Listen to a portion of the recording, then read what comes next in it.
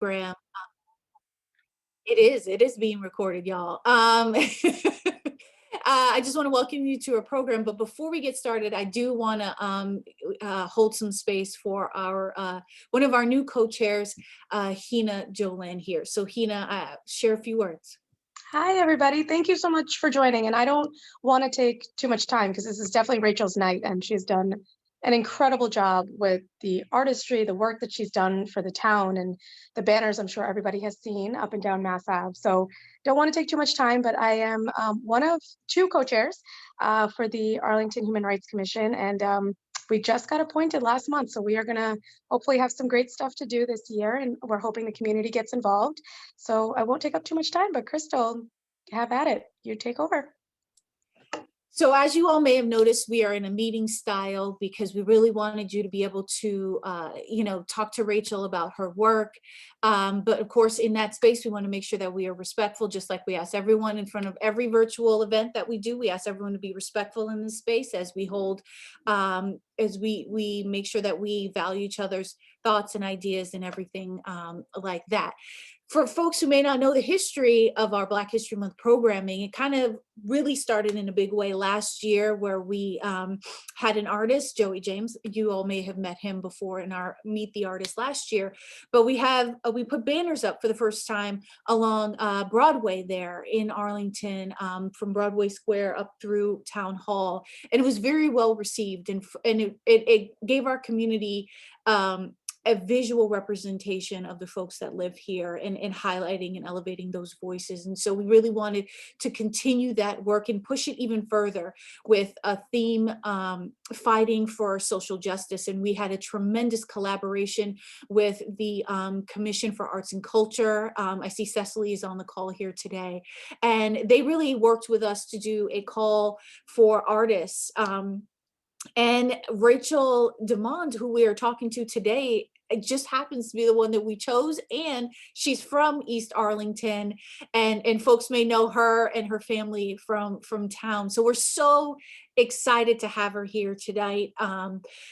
I want to share a little bit of information about Rachel, but she's going to go into much more detail about what she does and who she is. But Rachel is a Haitian woman and self-taught artist that's now based in Roxbury, Massachusetts. She's originally, again, from East Arlington. Her art explores themes of land, anti-imperialism, and sovereignty, pride in home, people, and people power, and liberation politics. She's a lot of things: an urban farmer, an activist, things like that. But Rachel, why don't you introduce yourself to the community here? Because I'm sure you can do a much better job explaining it. Hi, I'm Rachel Domond. Thank you so much for having me on this tonight. I'm definitely really excited to be able to connect my own art to, the place where I grew up, my hometown. So that's very exciting for me. As was already mentioned, I'm a self-taught artist now based in Roxbury in Boston, after going to college at Northeastern. I am a printmaker, a painter. I do, graphic design work, sort of. Yeah, I try it all, I guess. This project is the first time I tried doing digital art. And that was a lot of fun. So maybe I'll explore that a little bit more. For me, Crystal already spoke to some of the themes I like to explore in my art. But for me specifically, I would say I use my art to really connect deeper with my own history. I identify heavily with being Haitian, and a first generation, child of, an immigrant who came to this country, I think when he was a teenager. And I find a lot of pride in being able to explore that history and explore that, even the cultural uses, artistic uses throughout history in Haiti, through being able to do my own artwork as well. And I also, as a community organizer in Boston, of course, we know the history of art. Hopefully we know the history of art, and that art and culture has played in, guiding movements for social justice, movement for freedom, revolutions across the world. And yeah, for me, it's really important to be able to connect those, areas of my life and use my art both to, explore some of this history and connect deeper with these struggles, but also just to actually use it for, organizing related work and to be able to further the movements for social justice. And I'm gonna take an opportunity to be able to ask Rachel some questions and then open it up for Q&A after that. We're also gonna go through each one of the images and talk about her inspiration and her process around each one of these pieces of artwork that you'll see along Mass Ave. They're up, we made sure, even in the snowstorm. So Rachel, one of the things that really struck me when you submitted your portfolio was about you really felt like growing up in Arlington as a kid, you didn't necessarily feel seen. So your artwork allows you to bring Black and brown women into spaces to be seen. So I wonder if you could talk to me a little bit about that. Yeah, definitely. I mean, I grew up in East Arlington. For my East Arlington folks, on Thorndike Street. I went to Hardy Elementary, Audison, Arlington High. And I mean, in general, like, I think we know, for those of us who have lived in Arlington, we know sort of what the composition of the town is.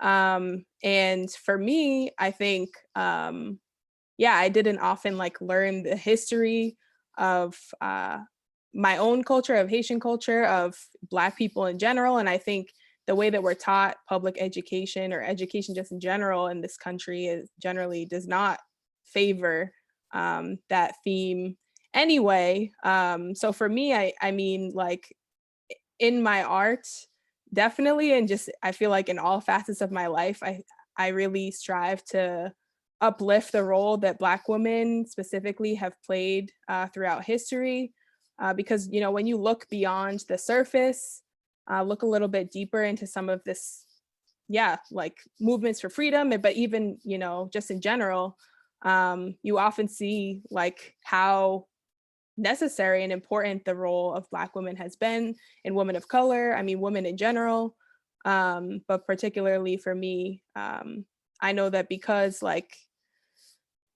when Black women are free, from racism, from sexism, from capitalism, from all of these oppressions that we face in our society, then we'll all have freedom. So that's definitely something that I like to pay tribute to in the past, and also the present and the future.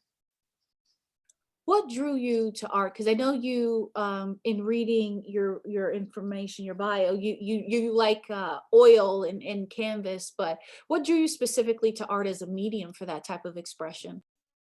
Yeah, I mean, that's an interesting question. I mean, I would say there also wasn't that much like arts programming in Arlington Public Schools, unfortunately. But I did have a lot of close friends who were artists as well growing up. And I think we were able to sort of explore that together.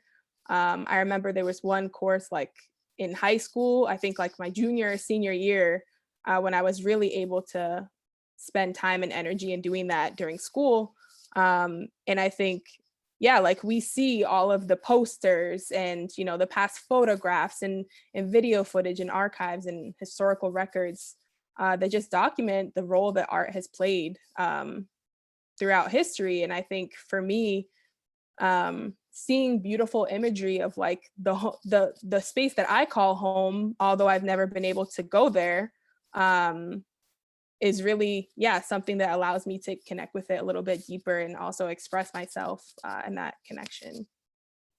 I wonder if you could speak to a little bit of the tension of like not being being in Haiti or connected to your Caribbean roots and being in Arlington, which is, a predominantly Caucasian community. We talk about this a lot when we are confronting conversations around race in town, and we're very forward facing in that. So talk to me a little bit about some of that tension, and if you have been able to resolve any of it through your artwork. Yeah, I mean, I definitely, on one side, I think like a lot of people growing up sort of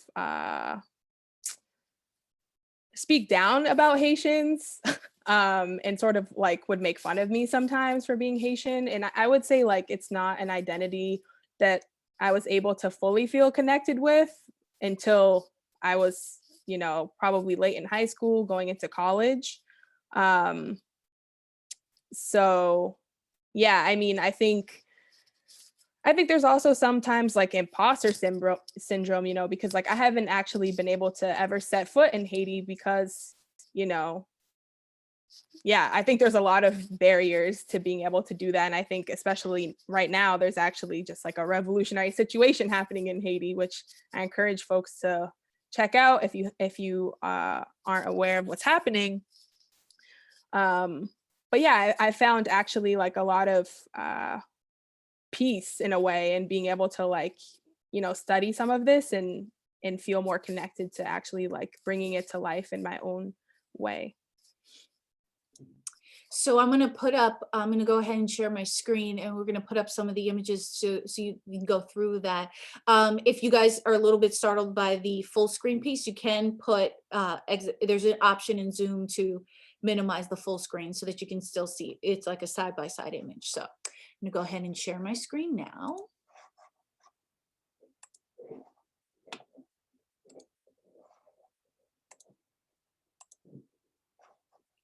So you guys know what Rachel looks like.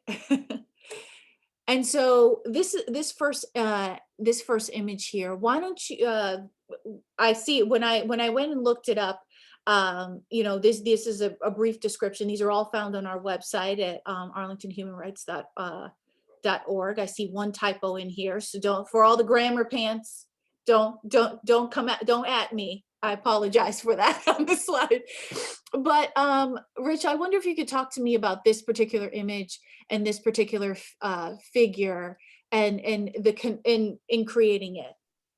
Yeah, I mean, I think a common theme throughout all of the images that we'll go through is that I try to, you know, take an image and depict this, you know, these women revolutionaries and freedom fighters.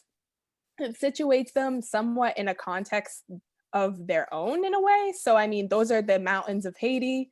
The conch shell is like a really symbolic, you know, imagery for, you know, the Haitian Revolution. And Sanité Belair specifically is, you know, I'm assuming that most people, if not everyone on this call, probably hadn't heard of her before. But she was, you know, a fighter in the Haitian Revolution that ultimately overthrew. It was the first, you know, nation to overthrow slavery and become the first independent Black republic in the world. And Sanité Belair is, I mean, one of many. She's, I mean, I would say women in general are pretty overlooked in Haitian history. And Sanité Belair has probably the most recognition. And I know there are many others who we unfortunately don't and probably won't know the names of, who really struggled for that freedom. So yeah, that's her. She's definitely my favorite.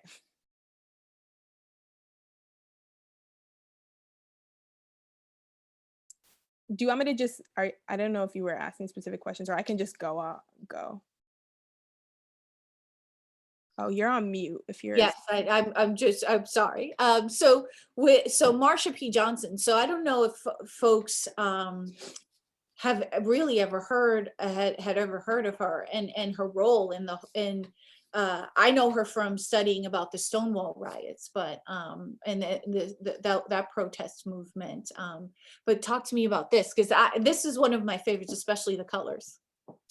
Thank you. Yeah, I mean, Marsha P Johnson was an amazing woman. I mean, I think for her, like as Crystal spoke to, was, you know, a leader around the Stonewall riots, which, if you are unfamiliar, was, you know, a really symbolic riot for not just, you know, protest, but like LGBTQ liberation entirely. And I think for Marsha P Johnson, she really, you know, embodied the struggle around at the intersections of racial, of economic, of gendered and sexual liberation, and not seeing those as, you know, separate buckets of struggle, but you know, one complete fight. And I think for her, it wasn't so much just about pride and, you know, being proud of who you are, which of course is a huge element, but actually like speaking to the need for liberation for LGBTQ people, and embodying those revolutionary roots actually of pride in general through Stonewall. Yeah. All right. And this is Marielle Franco. Yes, I'm assuming, yeah, many people also probably don't know about Marielle Franco, but I think she is no longer alive now, but she was a, you know, city councilor in Rio de Janeiro, Brazil, and was, you know, an outspoken person against police repression. She was really fighting for the rights and dignity and in defense of poor and working populations in Brazil. And she was actually murdered because of that. And I think, you know, there's still question marks around that, but I think we also know historically what has happened to people who, you know, speak out for justice. It's often, you know, what unfortunately happened to Marielle Franco, but she still lives on in, you know, the people's spirits, I think. And actually the photo behind her in this was from a protest that was sort of grieving her murder right afterwards. Hmm. Ella Baker. Yeah, Ella Baker, I mean, another, you know, unsung Black woman hero for civil rights. I mean, again, you know, we often think of Black history in general, but especially the civil rights movement with MLK Jr. And, you know, that specific moment. And of course, he played, you know, a critical role, but I think Ella Baker was a leader as well in the civil rights movement. She was a founder of SNCC, which is the Student Nonviolent Coordinating Committee, and really just like a tireless freedom fighter up until her death. And I think it's just important that we actually give her that respect that she really deserves for playing such a critical role in the basics, in attaining the basic civil rights that, you know, we often like to reflect on. Mm. And this one I actually had to look up. So why don't you talk to me about choosing this particular one as well, rather than a singular image or person? Yeah, and thank you, Jody, for that comment. I often say, I want to say Combahee, but I believe it's Combahee River Collective. You know, founded in Boston, which is just, you know, really important history that I think we know. And I believe they operated from 1974 to 1980. And I mean, depicted here are three, I believe on the right three people in this image are actually some of the founders of this collective. But the Combahee River Collective was a socialist collective, a feminist collective, you know, primarily focusing on like lesbian women as well, to bring in that additional lens that was formed in Boston. And, you know, they actually wrote a really critical statement that has actually been key in, you know, defining what Black feminism actually means, and, you know, ensuring that Black feminism actually incorporates all different dimensions of, you know, social, economic, you know, political oppression that we face, and how to sort of, yeah, approach those things as all connected. And yeah, they definitely, I think, are under the radar a little bit. But actually, one of the founders, Demita Frazier, I believe lives in Boston. I'm not sure about the other of Barbara Smith and Beverly Smith. They may live in Massachusetts somewhere, but I know Demita definitely is still around. And of course, Angela Davis, who celebrated a birthday recently. Yes, she did. I mean, yeah, I think we all often see Angela Davis's face And I actually think Angela Davis is an interesting person to highlight, because I think many people know her as, a leader, a fighter for justice. But I think often she, like many other fighters, is whitewashed in certain ways, and sort of that legacy is sort of co-opted. And I think we often forget that, like, Angela Davis was a very radical, fighter. She was in the Black Panthers. She was in the Communist Party. She is staunchly anti-imperialist, and defends the rights of other people and other nations to make their own decisions, over their future. So I think that's definitely history and a side of Angela Davis to be reconciled with, for sure.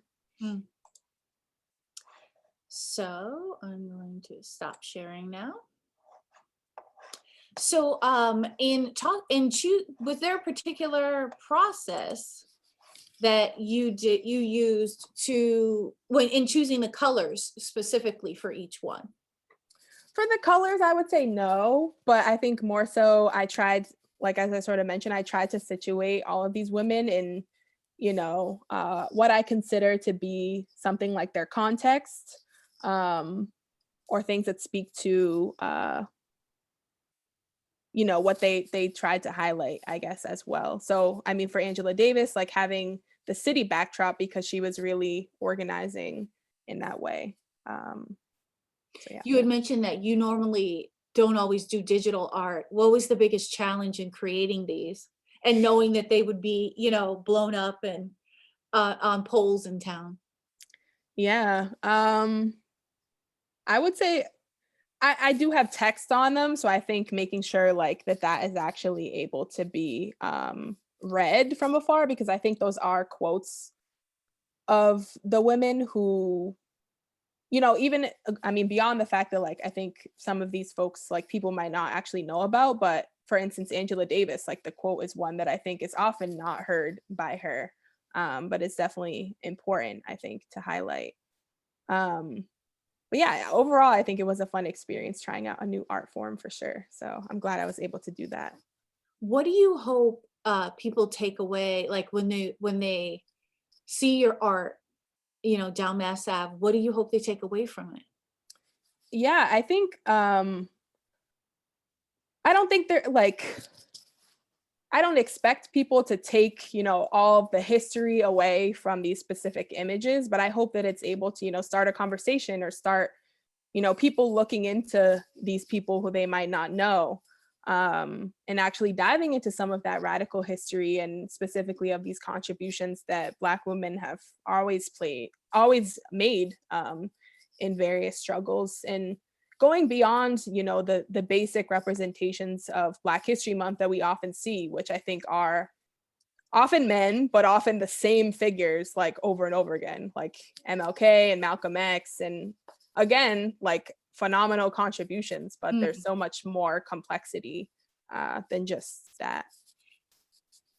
Excellent. Well, I want to open up, the floor. We have, like, more than 20 folks here joining us on the call. If anyone has a question, you can just go ahead and I guess raise your hand, whether virtually using the little emoticon or physically. It looks like Jody, yes.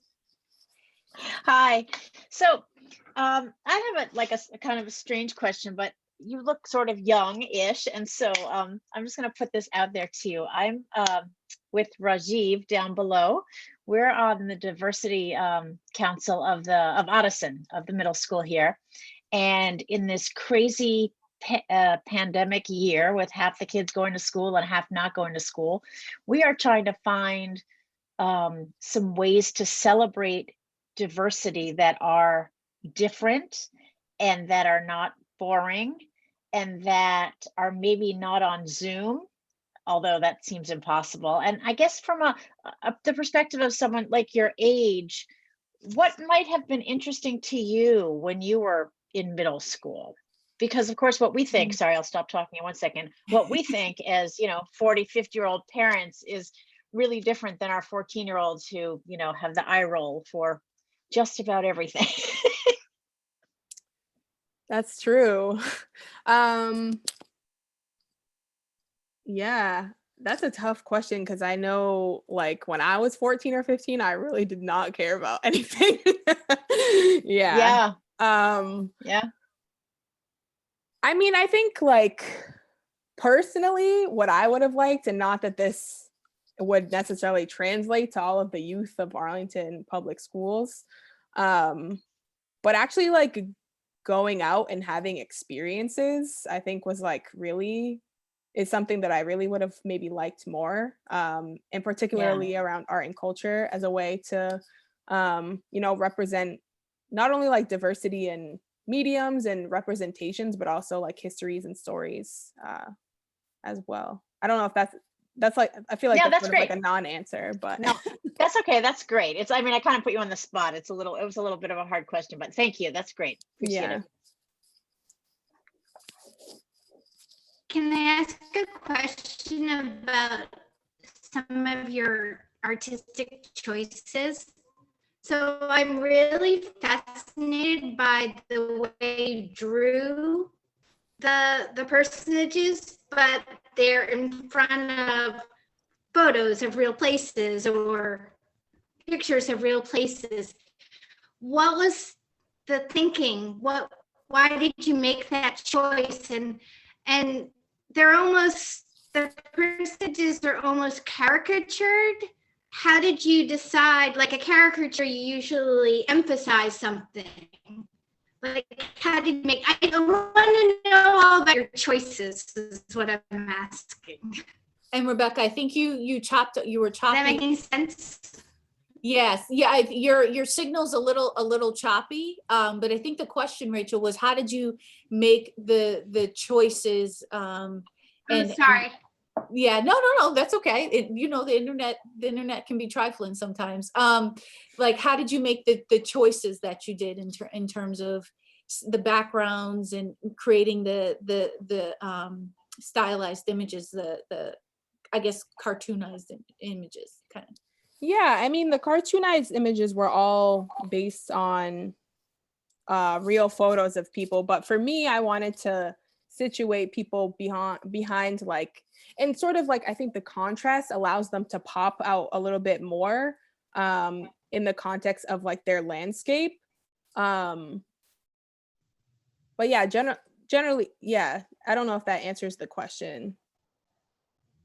I think it was, how did you choose it specifically? Like, did you research, like, did you have like a research process or that kind of thing? Research for the The back. banners, like, yeah, I think this was your question, Rebecca, like, how did you choose what backgrounds for which person and how to situate them and that kind of thing? Oh, I mean, I think there was some research, but I think it was often relevant to the history that I know about them, and also specifically some of the quotes. I forget exactly what the one from Marielle Franco is, but it talks about like a rose sprouting from the concrete, which is why I sort of utilized that as a big, like the sort of the roots of her in a way. Awesome. I'm just reading in the chat here that Hina mentioned that your banners are having a really positive influence on kids in Arlington. Her son's class is working on biographies on historic figures, and at least 2 of the students have chosen some of the figures that you highlighted. Oh, wow. That's so awesome. At which school? That's at Stratton Elementary. It's my son's 3rd grade class, and the kids were kind of tasked with just, pick whoever you want, any figure in history, and they started seeing the banners go up, I guess, and 2 of the students picked one of the figures. I was like, oh my God, we're making an influence. This is huge. So, and this is all because you shared your artwork with the town. So I definitely wanted you to know that, because it's having a very positive influence, definitely in my kids' class, for sure. Wow, thank you. Yeah, that's great to hear. And that's exactly, I mean, sort of the type of impact that would be valued for me, at least in my perspective. Yeah, Brittany? Hi, everybody. Hi, Rachel. Hi, that's my sister. Yeah, full disclosure, Rachel and I are siblings. And I just wanted to say thank you. And Rachel, I'm so proud of you as your sister, but also as, you know, we both grew up here in Arlington, in this town. And when I think back, I mean, I'm 34, so it's been a while since I've been in Arlington Public Schools, but like when I think back and what memories I have of learning about people of color during Black History Month or whatnot, like I don't take a lot with me. I remember, you know, during Black History Month, we'd read some passages and then there would be like a history quiz that was like, you know, match this name to this 2-sentence blurb about what this person did. And as somebody mentioned, I think maybe Rachel, you already mentioned this, like it's always, you know, like Rosa Parks, MLK Jr., like it's always kind of the same, like 10 people that we learn about year after year, and you just have to know 2 sentences about them and you pass the test and then we'd move on. So I know Arlington has changed a lot since I've been in school and made a lot of progress, but I just, like, I think your art is hopefully helping us to kind of move beyond just like vocabulary words for Black History Month and understanding that Black history is American history and is world history and should not be confined to the month of February.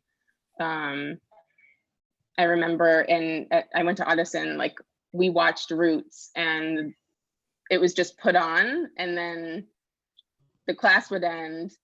There was no like conversation or like processing what we just saw. And that was, you know, that rocked some of our worlds and being one of the only people of color in the classroom, like other kids staring at you, like, and not having any adult help us process what we saw, like kids running up and down the hall screaming Kunta Kinte, and like, it, like, you know, I'm sure things have moved forward since I was a student there.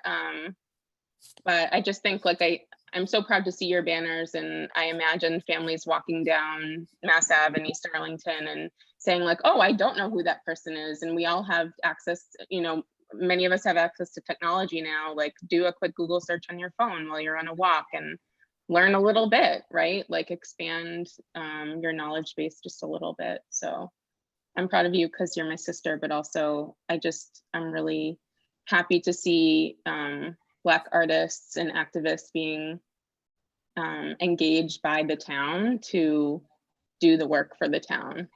It makes me really happy and proud, so yay. Wow, thank you. I was going to ask Rachel, how does that feel to have that, you know, I don't know if it's a full circle moment, but at least have that connection, you know? Yeah, I think it definitely is. I mean, I'm trying to, like, I have very similar experiences to Brittany, and I would actually say that I am not sure that things are that much different based on the news that I've actually seen of things that students are doing at Arlington High and Audison. But yeah, I mean, I think it's what a couple of my friends actually sent me this listing because obviously they know like for this project, and because they know, you know, I'm from Arlington. And of course I was like, oh, I would definitely love to be able to do this because I'm not sure how much I actually saw this happening when I was younger. And if I did, then I think they might not have been as public efforts as they are right now. So for me, I think it's definitely a full circle moment. I'm happy to have done it for my hometown, and I'm glad it'll also bring me back to my hometown to actually see them. And yeah, I know Arlington has changed a lot since I've last lived there, but at least getting to experience it again. Tung? Hi, yes, I just wondered if there was someone who you really wish you could have included in the series, but you just didn't have room. And if so, who that would be? Thanks. Wow. There were definitely a few people that I was like, oh, who should I do? Well, for one, I think I know like many people do know her, but Harriet Tubman, I think, is someone who we should never stop putting respect on her name. And I think I was actually part of an effort in Boston to save the, Harriet Tubman house that resided in the South End that was unfortunately just demolished to build luxury condos, as we tend to see. But I think, like that connection specifically to Boston is also something that I would have loved to include. And we just have so much love and respect for Harriet Tubman, of course. I mean, hopefully. Thanks for that question. All right. Anybody else want to come in before we move on with the program? Great. Well, Rachel, I want to thank you so much for taking the time, for doing the banners, for answering the call, for representing East Arlington. That's where I'm at.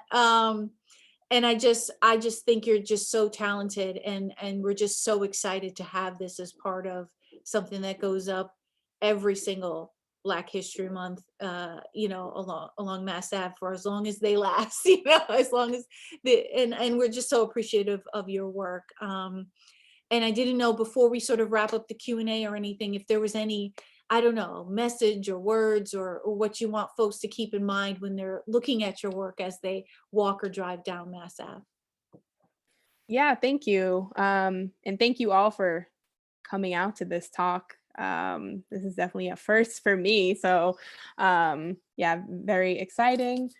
But I definitely also want to uplift what Brittany said, that Black History Month and Black history and learning this history and undoing racism and, all of the other isms that we experience in our lives, it should not ever be confined to just 1 month. It's something that we need to embody and something that we need to infuse in every aspect of our life. And I hope that's the one thing that you may take from this art series and from this talk as well. And before everyone leaves and signs off on the call, we are continuing our anti-racism work here in Arlington. So I want to go ahead and toss it to Jill Harvey, our diversity, equity, and inclusion coordinator for the town. Great, thank you. Thanks, Rachel, that was awesome. And that's actually kind of a great segue into a couple of the things I'm going to share, and I'll put some links in the chat as well.